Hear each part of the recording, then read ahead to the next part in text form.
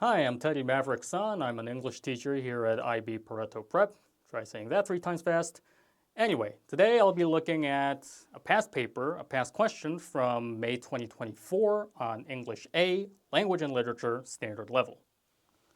Now, to give you a little bit more information on paper 1, you're going to analyze and write an essay about an unseen text, a text you've never seen before, bar some ridiculous stroke of luck. Anyway, so standard level students, like the question that we're discussing today, only have to pick one question from the questions that have been given.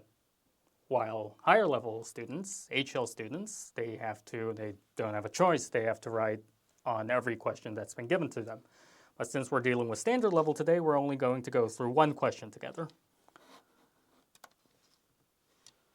So the text we're looking at today is a blog post from a place called oliveremberton.com. Now, the thing about blog posts is that you're pretty likely to see one come up on paper 1 once or twice. Now, of course, since there are a lot of different teachers, a lot of different text types, and a lot of different teachers dealing with those text types, it's not really fair to say which one text type comes up more often than another, but blog posts are a popular choice with a lot of teachers, so keep that in mind. And the guiding question we're dealing with today is, how do authorial choices help to create a persuasive message? Now, I like this question. I like it a lot because it's very broad, so it gives you a lot of options as to how to write your essay. Because you can basically argue that everything in the blog post that's going on is an authorial choice. So you can write about anything you want and argue that it's part of your essay, part of your thesis, or whatever. So hopefully you get lucky with this sort of question. All right, let's see what we're looking at. The blog post in question is this. If you want to follow your dreams, you have to say no to all the alternatives. Now, there's a lot of stuff going on in this blog post. We have images, we have graphs, we have bullet points, etc., etc. And the main idea of the blog post here is, basically, you can't really achieve your goals when there's too many things going on at the same time. So achieving one goal at a time is the best way to go forward. So how does the author exactly achieve this message or achieve persuading the audience about his message? Well, we're going to look at that right now. Section 1, visuals. Visuals, stuff that literally is visible to the eye. The first thing that we're going to look at is images. As we just saw, there were a lot of different images regarding bees, beach balls, graphs, etc., etc. The author here is using bees as a metaphor for basically all of our ridiculous thoughts that kind of keep bouncing about in our head, which in turn he's referring to as a beach ball. He's also bringing up a graph saying that the number of achievable goals and the number of goals we want to achieve, they don't exactly line up. So he's using a lot of different visual images to help aid the audience in terms of understanding the text better. Now, he's not just using images in terms of visuals, he's also using a very specific font. Now, if you look at the font here, you can see that it's pretty big for an internet blog post, and it's pretty sharp as well. So as a member of the audience, as a reader of this blog post, you'll notice that the font stands out well and it's easy to read. He also uses a lot of italicized words. Now, when do we normally use italicized words? We want to use them to emphasize stuff, right? So he emphasizes important terms and sentences that he wants to amplify the meaning of, so to say. Such as, one new direction will quarter what you can accomplish, or stuff like that. And he doesn't just use it once, he uses it throughout the entirety of the blog post so that the readers or the audience can easily focus on what the author wants to amplify or emphasize. And he also uses bullet points at the end. Now, when we look at a text like this, we don't want to read lines and lines and lines of sentences and words and whatever. We want something that's clear and easy to read, hence bullet points.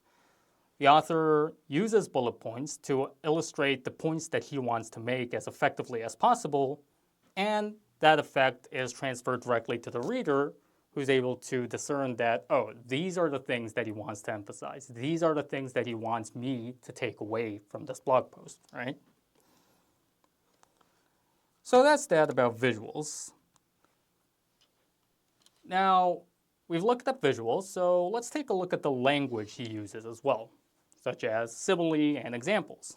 Now, again, as aforementioned, he makes comparisons to, well, our useless thoughts as bees, our heads as beach balls, or our brains as beach balls, whatever.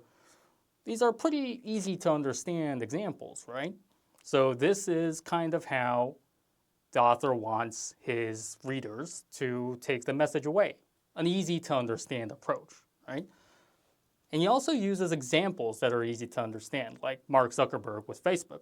Now, I don't exactly know how many people still use Facebook at this time, probably just old men like me, but he also uses examples like Amazon, Google, stuff we can easily just see and use in our everyday life. So these examples are pretty easy to understand, pretty easy to think of, and therefore easy to take away for the reader. He also uses pretty colloquial language. And what does this mean? Well, he uses words like informal words, like insane, idiot, etc.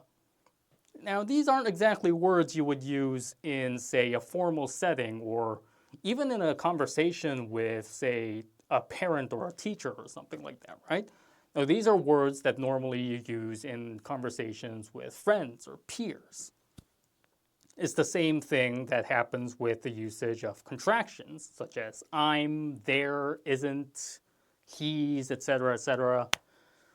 Now, these are also pretty informal gestures, which kind of brings up the idea that the author is directly addressing the reader in as friendly a manner as possible. So he's basically using this blog post to talk to the reader as if he's addressing a friend. Now, the tone of the blog post is also closely linked to what I've just mentioned. He's using a very soothing and counseling tone. He's using a very friendly tone with the readers, and he's trying to persuade the reader about his points as much as possible.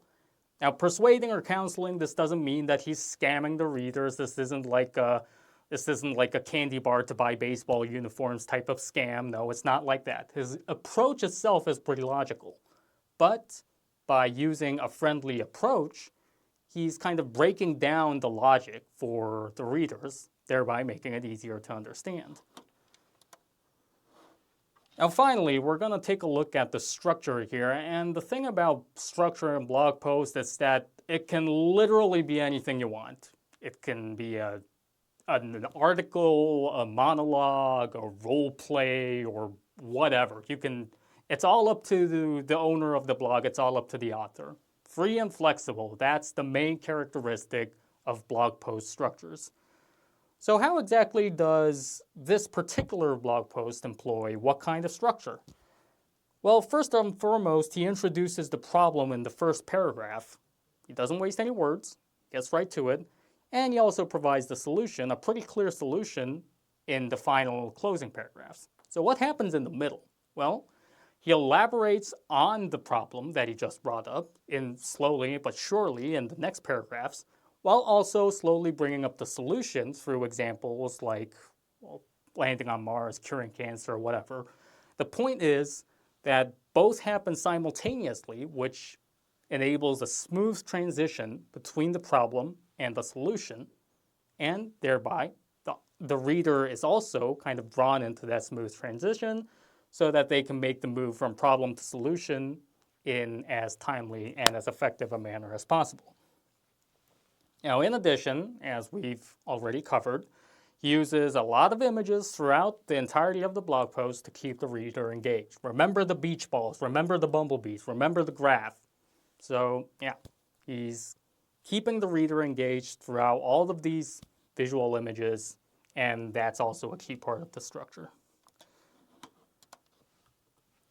So what kind of conclusions can we draw from this particular text? Well, the author wants to tell readers that too many goals at the same time, simultaneously, are nothing more than just distractions, just like bumblebees swarming around in your head. It's okay to focus on multiple goals. He's not saying that you should completely discard all of your goals, but just focus on one goal at a time and kind of build up to your greater goals. He's also saying that you shouldn't aim high without a proper plan. You can't land on Mars without a proper plan. Also, he's also telling us to not get distracted by other less relevant plans, should we say. So these are the conclusions that we can draw from the text.